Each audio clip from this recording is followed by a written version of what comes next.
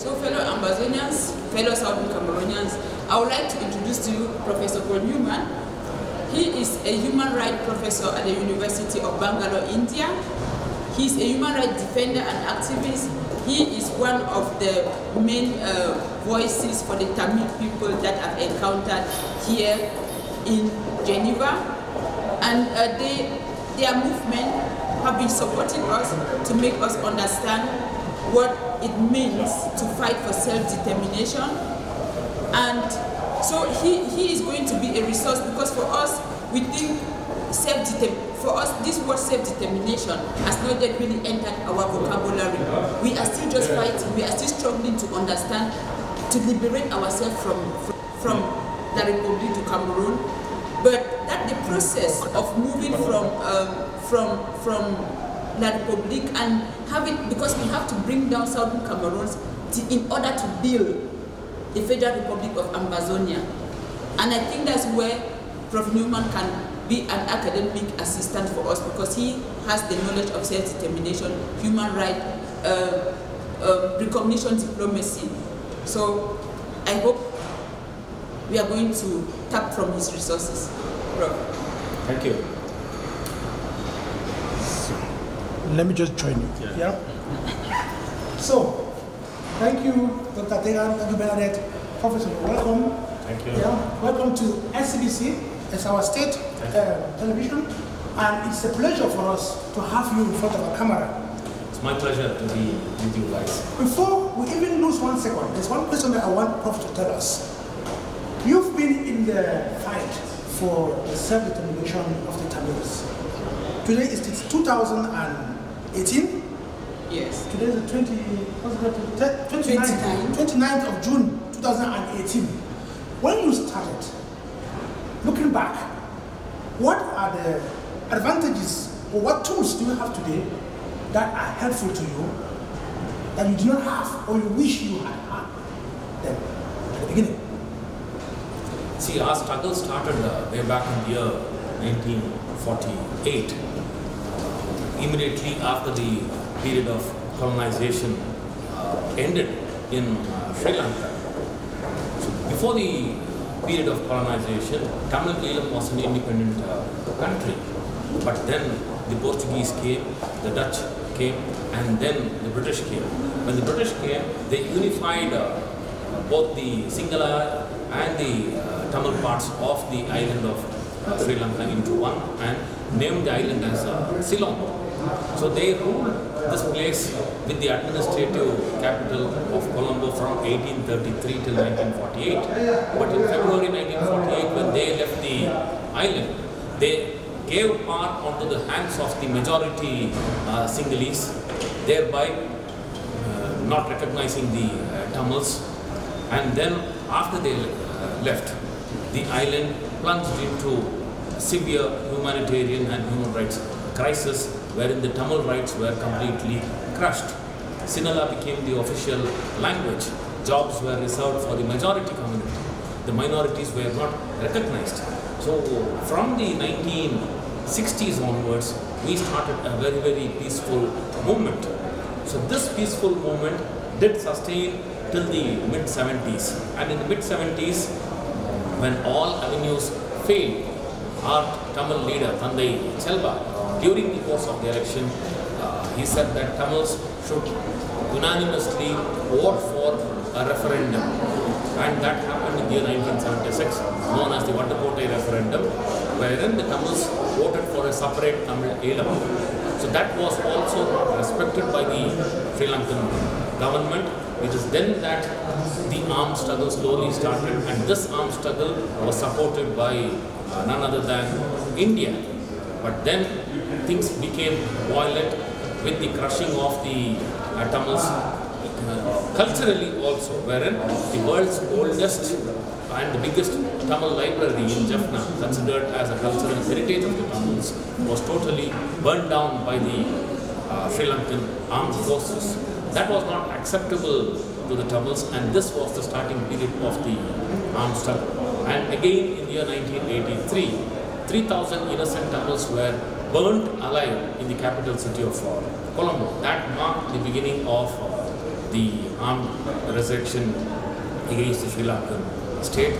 Finally, with the help of 20 different countries, the Sri Lankan government crushed the LTT, which by then had established a de facto state of Tamil Elam from the year 1990 onwards. We had our own postal service, we had our own police, we had our own bank, we had all the systems that was needed for a state. But then it was crushed on the 18th of May 2009. Till then, our biggest failure I would see as related to the international affairs was we were not as strong diplomatically or politically at the UN. Countries did not know our plight. We were also branded as terrorists. Every Tamil was looked down as a terrorist. But post 2009, we have been working here at the UN, and one of our victories here, or one of the ways leading towards the future, is that we have been now able to erase from the eyes of the world that we are not terrorists. We are people who have been subjected to genocide, as well as a structural genocide that is continuing. Because in the north of Sri Lanka, even to this day, for every 6 civilians, there is 1 member of the armed force. And then the whole place is demilitarized, in which our people are forced to live. That apart, our lands have been under occupation, our beaches have been under occupation, our natural resources, our water, the fish, the trees, the plants, everything have been taken over by the armed forces. The economy is completely run by the single armed forces who are foreigners to our land.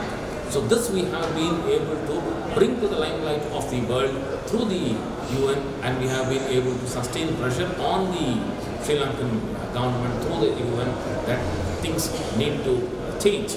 So the UN has produced a series of reports, starting from the Marzuki Darusman report, which came out in the year 2011. Followed by that, the Charles Petrie Commission report produced by the UN was also there, which pointed out the failures of the UN in Sri Lanka in protecting the civilians. So in that sense, after that, again, we have had a series of reports by the High Commissioner, who has championed the cause of the civilians who have been suffering in the erstwhile war zones. So in that sense, the UN has given us a forum to sustain the issue and to tell the world what is happening is against our interests. So that is where we stand, and that is where we have been demanding that our right to self-determination needs to be respected, because in my land, I should be the one who has to decide what I need. That is extremely important, because foreigners cannot tell me what I have to do. They have occupied my place, and they cannot say that I have to belong to their nation, because I have my own nation. This is where we are. I am a Tamil, so Tamil Elam is my land.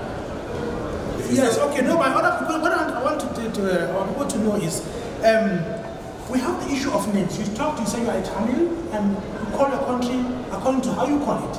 We have the problem in our Amazonia that we have many types of names. Ambazonia, South Cameroon, West Cameroon. And some people say that we should follow the name that the UN wants us to follow. Some people say, so what is your advice to us? What do you tell us how the Cameroon or the Amazonians, what name, according to your experience? No, the name I know is Ambazonian. I do not know any other name.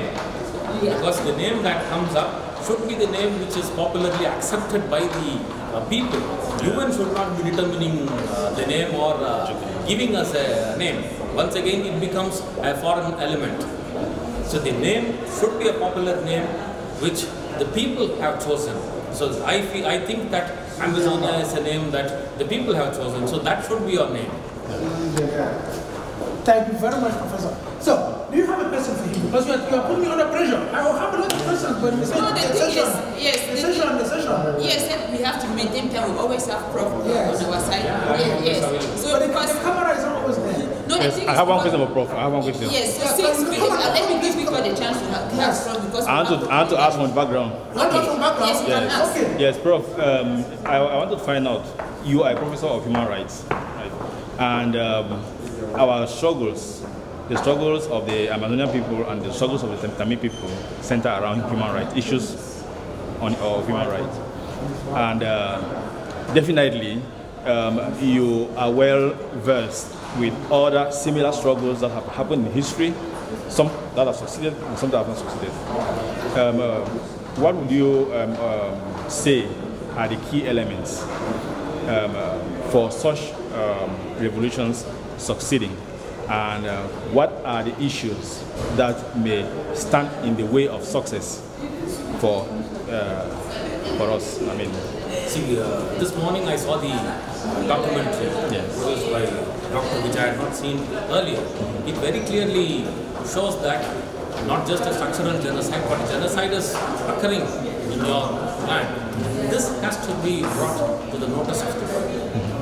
So that would play a very, very key role, that we are a suffering class of people. We have been oppressed. In Tamil Nadu, after a peaceful struggle, we stepped into an armed struggle, which was then very, very much needed. If we had not picked up arms, the Tamil race would have been completely wiped out back then.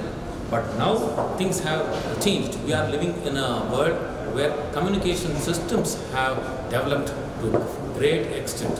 What's happening in any corner of the world, I can see it live. So this radical change has happened. This is where we need to use our communication systems across the globe, because we are living in a world which believes in networking. So network is extremely important. I am extremely happy that you people are networking with us, because only when oppressors come together, only when the oppressed come together, we can really push the oppressor to the corner. As I was discussing with you this morning, the oppressors are a microscopic minority. Then at the same time, unity is our strength. But that is what we lack. So unity is the need of the hour. That apart, we need to understand the different systems that are there, be it the UN or the European Union. We need to make a point wherever such avenues are available to put forward our struggles and to tell the world that we have been oppressed, and to tell the world that a genocide is going on under the very guard of the UN and the others who are very much there. But then your focus is not elsewhere. This is where we need to bring the focus of these groups onto what is happening in Ambazonia. Okay. So, Prof, we have a victim who wants to ask another question to you. So, the microphone is yours. Sorry. I would like to ask, from your narration, there are a lot of similarities between what Sri Lanka is doing to the Tamil people and what Mozambique is doing to Amazonia. You describe it from the early days. They were described as terrorists, and 20 nations came in to crush the Tamil people. So what changed? What did you do that changed that the world recognized you as not terrorists? Because right now, our leaders who are adopted are being called terrorists. without any justification. So what changed? How did you make the world to understand that these are not terrorists, these are people fighting for their rights? See, across the globe, we traveled, wherever we got avenues we went, told people that we were forced to take up arms. Arms was not a choice. It was forced upon us and we had to take it. We fought, we failed, and there's nothing wrong in failing. But now we are once again back to the table for discussing peace. So we need to be given a chance because we are believers in non-violence. So this is where we went around campaign, and then even to this day, there's not a single country that openly speaks of the Tamil, but still they know that we have suffered a lot. So this is where we have been able to get different human rights groups also to support our claims. For example, in 2012, a very famous documentary, Killing Fields of Sri Lanka, came out based on the evidences provided by the people from the field. So this was produced by Channel 4 and then it was aired across the world. That had a massive impact. So similarly, if you can get the ground realities, because today everybody has a smartphone. Yes. With the smartphone, everybody can capture what is happening and immediately beam it onto any part of the world. This is what the people did when they were dying in during the course of the Civil War back in 2009. So we were able to show the world that who the oppressor is, what is still happening. Documentation is extremely important. So it is here that most of our people, that is the people who are suffering, maybe Ambazonia or Kurdistan or Western Sahara, what people lack is the proper process of documentation.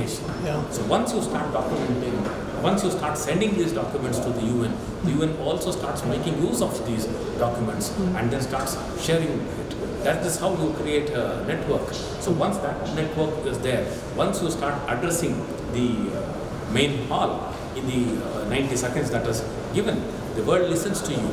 The YouTube is there. You can start uploading these things on the YouTube and make people see what is happening. So in fact, that is how we were able to change the perception of the world, that we are the people who have suffered the most and we are under the occupation of the armed forces of Sri Lanka. Thank you. The last question. From the state of things now, do you see a situation where the Tamil people live together with Sri Lanka as a country? No, we have been consistently telling it is for the people who live on the ground to decide, because we are firm believers in democracy. As a democratic principle, referendum is our right. So when we say self-determination, right to self-determination and referendum are our rights, it is for the people living there to decide whether they want to live with Sri Lanka, whether they want complete independence, whether they want to live in an autonomous state, or different other modalities can be worked out. But it is the people who have to choose, and different options need to be given to them. So only a referendum can give such options, and from those options the people can select whatever they want. And this is what we are pushing for. Okay. Thank you very much. There are a lot of parallel similarities with Amazonian. Sure. Thank you. Yeah, John. Yes, Prof, I just wish to appreciate you immensely for the assistance and the support that the Tamil people have been offering us Ambazonians here in Geneva. Prof, I just want to thank you immensely for the support and the assistance that you organization has been offering us here in Geneva, and we have actually achieved a lot here, because of you. And we look forward to working with you and mutually pushing our struggles and hoping for success. My friend Victor, we always have to stand in solidarity. Yes. Our victory is, as I told you, in unity. And whether it is Dr. Victor or anybody else from another part of the world who is suffering. So all of us need to come together. That is where we win. Otherwise we are giving away to the oppressors, as you say. So thank you. Thank you very much. Thank you. Let me ask one question. Yeah, we'll come up with one. Prof, I have just a question again for my Amazonian people. We are of the opinion that the UN is silent, and the silence is like a conspiration. Conspiracy, sorry, thank you. Conspiracy. What's your experience about it? We Amazonians believe that there's a conspiracy. There's a conspiracy against minorities and against the oppressed people of the world. The oppressed people of the world. What can you say about it? See, one thing we need to understand about this whole UN system is UN is a creation of the countries. The countries come together and start the UN. So UN is completely funded by the countries and dominated by countries of the first world, who are the major contributors. So under these circumstances, you can't expect countries to directly start supporting you from the day one. It is here that you need to keep lobbying. You need to start networking. So slowly you need to start opening the eyes of not only countries but also the civil societies who are here. Only by networking with the civil societies you can prevail upon countries which are sympathetic to your cause and slowly open up their eyes. It's a very long, lengthy process which will not happen over the course of 1 or 2 years. So once you have started the process, you need to wait for the fruits to be born. But at the same time, when we speak of the UN, it is not just the countries which are at the helm of affairs. There are also independent experts.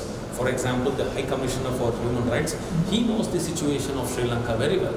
Countries may not come out openly and speak of what is happening in Sri Lanka, but the reports which we have been documenting and submitting to the High Commissioner, that comes out in his report. So that is read out in public. So if the countries do not accept it, that means they don't have a belief in the very same institution which they have created. So this is how we push the issue forward. UN is only a forum where we can push the issue forward, but it is up to us to keep the issue alive and make the issue reach the people. Ultimately, it is the people who have to sustain. It may take generations, but then the struggle has to continue. Okay, I think our able colleague Francis wants to come and say the last word before we close. If I'm not mistaken, because we have Francis, to rush to the next give me your back. Yes, please just... Yes, Welcome. Thank you. Welcome. And thank you for all you're doing for us. Thank you. It's my pleasure and my duty. More than that, it's my duty towards humanity. Because we are all human beings. That is what matters most. So, Prof, thank you very much on the name of our viewers and of course of the Amazonians. And we look forward to getting you more often in front of our camera to help us analyze certain situations. Sure. We are a young team of fighters. We make mistakes. We don't have experience. We have no people to look at, but to look up to. But now we have you. Now we have you. And I think that this is something. Thank you very much, Geneva. Yeah. And you guys. Yeah. The whole team victim. You guys come. This is a great job. I want to tell Amazonians, these are the people behind the scene. You don't see them, you don't hear them, but you see the action. I hope that we are all... Yes, be sure.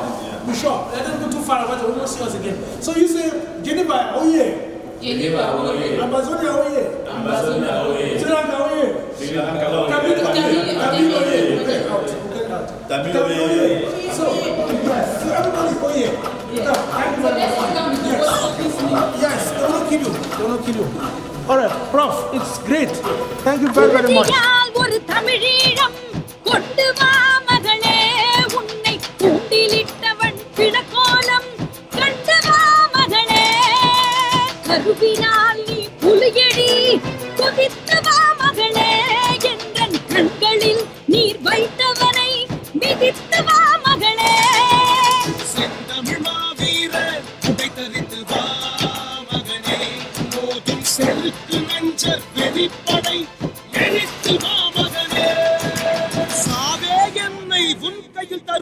தமிழன் கையில் விடுதலை தான் சாவே நின்னை இன்னுயிர் என்பே தமிழீழ உயிர் பெற நீ வா புதியவர் சிறையை கொழுத்து கொழுத்து கொழுத்து கொழுத்துடா பகைவர் மணிய தலைகள் விடுத்து நாடை பிடியும் பார்வானம் எழுத்து அண்டை தமிழனாய் மாறுடா அடை உலை தீயில் வாழ் காய்ச்சட காய்ச்சி சண்டை களம் நோக்கி ஏறுடா சாதி வாழ் எதிரி மேல் காய்ச்சட காய்ச்சி அவையீழத்தாகம் தடியாது திக தாயகம் காத்து பணியாது அவையீழத்தாகம் தடியாது திக தாயகம் காத்து பணியாது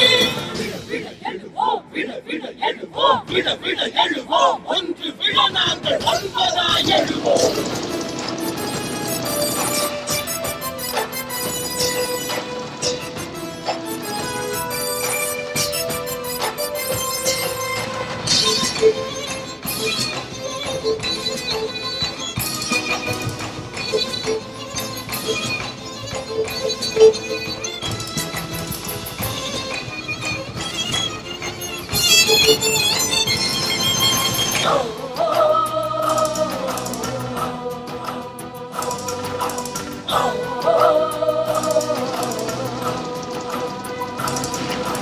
வந்து பாயும் குண்டிடை நடந்து வா மகனே உன்னை வளைத்து நின்ற கொடுந்தடையை கடந்து வா மகனே தோளிரண்டில் வெம்புயல் நீ தூக்கி வா மகனே உன்னை துடிக்க வைத்த சிங்களத்தை தாக்கி வா மகனே நாடிதழில் விடுதலை பதித்து வா மகனே உங்கள் நலன் கெடுப்பார் எனும் வினை குறித்து வா மகனே விலங்கு பூட்டிய அடிமை மண்ணில் வீடும் வாழ்க்கையும் ஒரு கேடா உள்ளம் கலங்கி நடுங்கும் உள்ளம் உடையார் நாடன் தாய் நாடா சிங்களவன் என்ன கொங்கோ கொங்கோ கொங்கோ மண்ணில் எங்கள் தமிழன் துருங்கோ தமிழா பொங்கி எழுந்து களம்போ நீயாடு களத்தில் நீயாடி செத்தாலும் களம் என்று சாகட சாது